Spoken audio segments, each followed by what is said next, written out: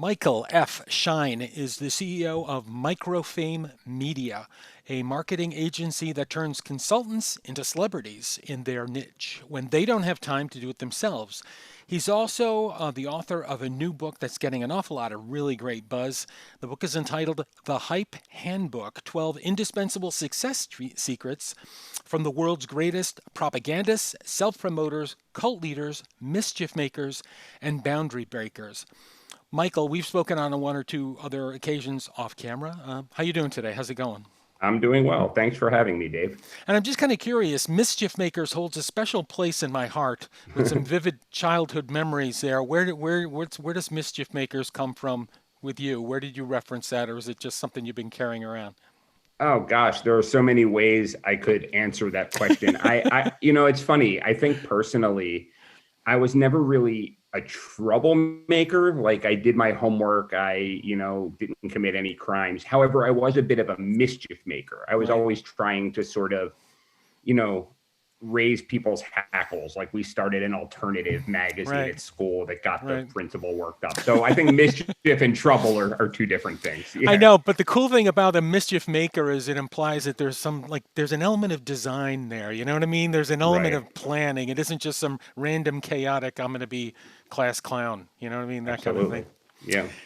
Uh, let's just jump in here. You're the hype meister. If I want to know anything about hype, I give Michael a call. Talk to me Okay, tell briefly. me. Okay, here we go. Talk to me briefly about the role of hype as it directly relates to things like, COVID-19 or the weird economic situation we're going through or civil unrest. Where does hype fit into all of that? If it's not it itself, but what are your thoughts?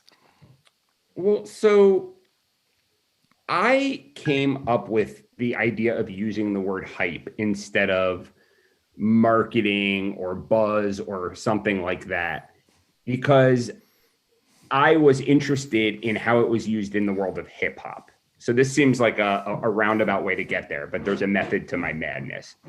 So in most contexts, hype is not considered a legitimate thing, right? But in the hip hop community, it's very much at the center of the culture. There's actually a member of most hip hop groups, especially in the older groups, called the Hype Man. Right. And the Hype Man was an important part of the group. They often would rap, but they also were in charge of getting the crowd excited and kind of getting the street teams mobilized and getting everyone into the group.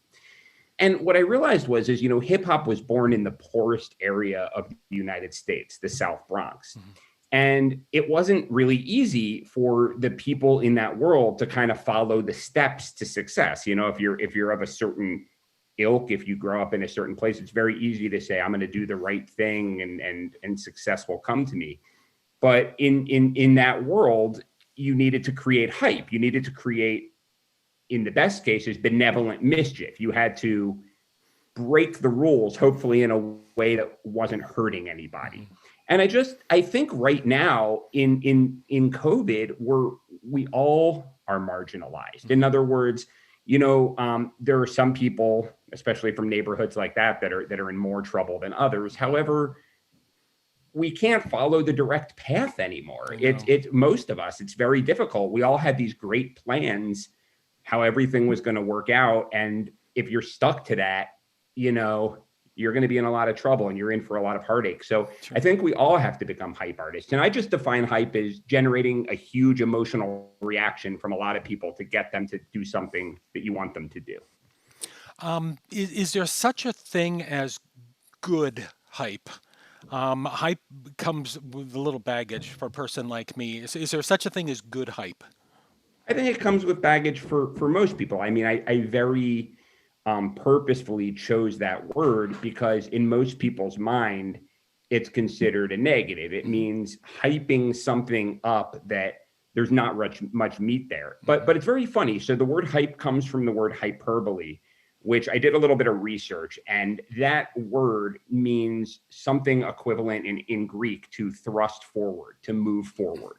So this idea that it's negative, that you're puffing something up that isn't there, that's a modern connotation, right? So I think hype, the way I'm defining it, Mhm. is is amoral. It's neither moral or immoral. It's just that human beings, especially in groups, respond to certain stimuli the same way over and over again. And a lot of times it's not the way we wish that they responded, because our brains are designed not to perceive reality accurately. They're designed to perceive them in a way to help us survive and spread Right. our genes. So I think a lot of times the people you have baggage about, the quote unquote bad people, come to hype more easily because they're a lot more clear eyed around the way the world actually works. And the rest of us let our baggage get in the way. It shouldn't be this way. It oughtn't to be this way. Right.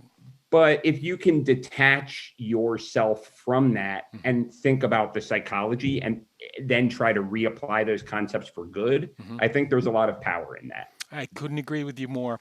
And just as a final question, Michael, a question I ask everybody is what lessons have we learned, or we are learning right now at this crazy moment that we must not forget?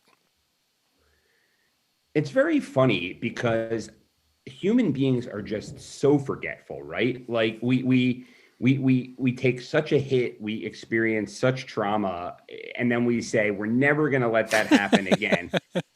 And we do. We inevitably do, God is my witness. Yes, that's not going to happen, right? Or our children do. I mean, think about it. Like the World War II generation, they never forgot. I mean, they created NATO, they created all this world order. It's their children who never experienced, who are dismantling it. So maybe we can do well in it, or it's our children that'll destroy it. But I think it's that we have to be adaptable. I mean, I think, and I was guilty of this too. I think that we were very certain that with a few little, alterations, things were just going to proceed as they were. I have a certain business model and I'm going to follow it along and do it this way. I'm planning on doing speaking gigs and that'll just keep going forever. Whatever it is. I mean, whatever our plans are, we always paid lip service to the best laid plans go awry. And when man is making plans, God laughs. But we just continued to act as if, all of our plans would pan out. Sure. And they don't. So I think like a chess player, or no, actually like a poker player. Chess, there's only certain ways you can win. Right.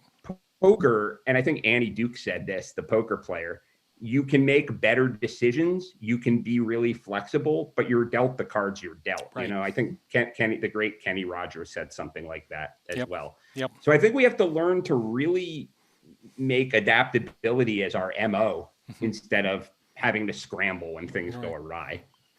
Okay, Michael F. Schein, best of luck with the book, The Hype Handbook, and it's so good to see you again. Good to see you. Thank you for having me. This was fun.